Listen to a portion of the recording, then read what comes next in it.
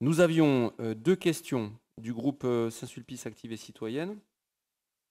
Tout d'abord, la première sur la difficulté concernant l'accès aux services de la fibre. Donc une question, des citoyens nous ont rapporté, éprouvé des difficultés d'accès aux services de la fibre optique, je pense, notamment les nouvelles constructions. En effet, leurs adresses ne semblent pas avoir été envoyées au service national des adresses sur lesquelles se basent de nombreux opérateurs, dont la fibre, pour établir leurs services. D'après nos renseignements, la commune de Saint-Sulpice n'aurait pas de base d'adresse locale. Nous souhaiterions savoir si la commune envisage de créer cette base afin de faciliter l'accès pour les citoyens aux services ayant besoin de cette base d'adresse à jour. Je vais laisser la parole et la réponse à Monsieur Coupet. Merci Monsieur le maire. Tout d'abord, pour remettre un petit peu le projet, le projet Tarn Fibre, le projet porté par le département, le projet qui n'est pas porté par la mairie de Saint-Sulpice, mais bien par le département, et en l'occurrence Tarn Fibre, pour remettre un petit peu le canevas de ce projet à date, on a sur notre commune 2428 prises qu'on appelle éclairées, c'est-à-dire raccordables, et dont les personnes habitant au niveau de ces prises peuvent demander le raccordement à la fibre. Au 28 janvier 2022, nous passerons à 3651 prises éclairées, dont 274 au statut qu'on appelle 0, c'est-à-dire des prises dont l'adressage présente des soucis, de, on va dire, historiques, de mauvaises références. La cible de prise totale sur notre commune pour octobre 2022 est à 4445. Face à ces problèmes d'adressage, on a trois problématiques différentes. Tout d'abord, les nouvelles adresses, les maisons qui se construisent. Forcément, l'adresse n'existait pas puisque c'est une nouvelle maison. Les adresses corrigées, le lieu dit Mésange qui devient le chemin des Mésanges. C'est un exemple.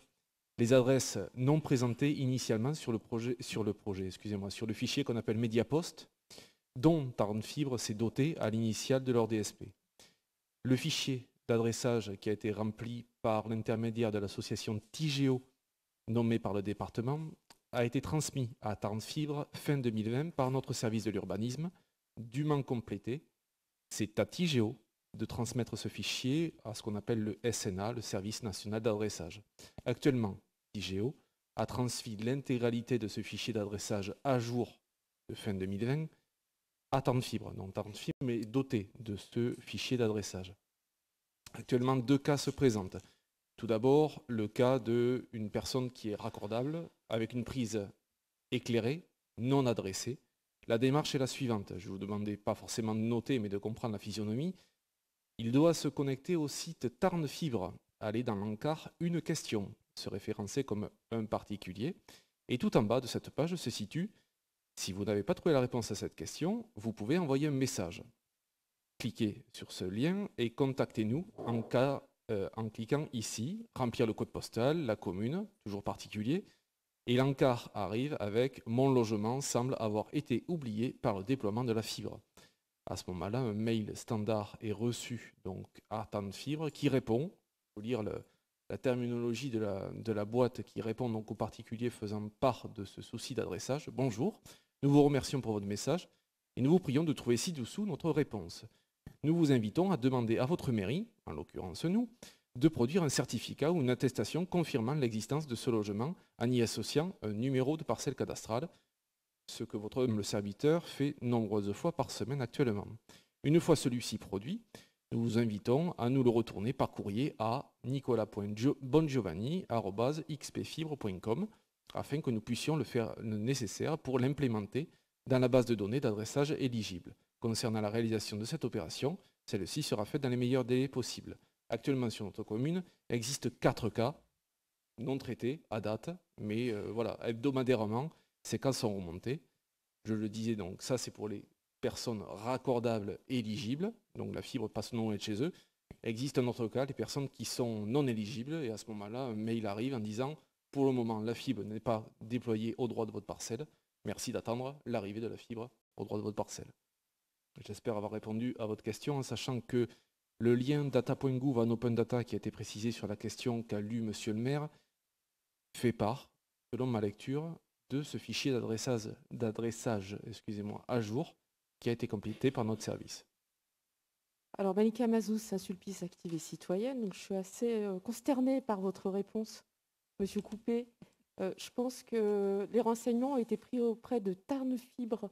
Donc, à un moment donné, il faut peut-être se coordonner parce que quand on est un citoyen lambda et qu'on appelle Tarn Fibre, puisque les gens ont quand même bien compris que c'était eux qui déployaient la fibre, il y a eu assez d'informations sur le sujet. Donc, je pense que là-dessus, il n'y a pas de problématique particulière de compréhension de qui fait quoi. Ils nous renvoient effectivement vers la municipalité et remettent en cause le fichier d'adressage. Donc, ce que vous nous dites ce soir, c'est que la démarche ne concerne pas forcément la commune, mais plutôt Tarn Fibre, et qu'en nous adressant à eux, ils apportent une solution. Mais quand on s'adresse à eux, ils nous renvoient vers la commune. Donc il y a quelque chose là peut-être à clarifier et une action d'information pour nos concitoyens pour que les choses soient un peu plus limpides. Je ne sais pas si vous avez vu, Madame Mazous, le président du conseil départemental est sorti cette semaine dans la presse, fustigeant justement Tarn Fibre, qui ne respecte pas du tout l'accord signé. Il menace d'imposer des pénalités sur Tarn Fibre, parce que, pour vous dire, hein, on a vécu un peu la même chose. Maxime Coupet, vous pourrez décrire la même situation. Tarn Fibre disant mais non, mais nous, on a des prestataires qui interviennent pour faire le tirage, qui respectent énormément et scrupuleusement les règles de sécurité. Et combien de fois, je regarde Stéphane Bergonnier, a dû faire intervenir la police municipale en urgence et en catastrophe parce que vous aviez des entreprises où le monsieur était tout seul, sans baudrier jaune, la voiture garée en travers, sans plot de mise en sécurité. Ça, c'est Tarn Fibre, voilà. Et ça, c'est notre quotidien. Et donc aujourd'hui, effectivement, vous avez raison de dire qu'il va falloir clarifier.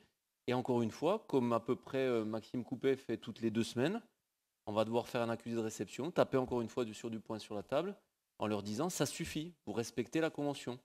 Quand on partage des informations entre les élus et les maires, on a de la chance, nous, on est équipé de services à Saint-Sulpice, mais je peux vous dire que les maires des petites communes, parlez-en quand on est à l'intercommunalité, vous allez voir. La réponse, c'est la même. C'est la même. Donc je pense qu'aujourd'hui, effectivement, Tarn Fibre, il y a un vrai sujet. Voilà, je pense qu'ils mélangent un peu vitesse et précipitation, et donc rien n'est de leur faute.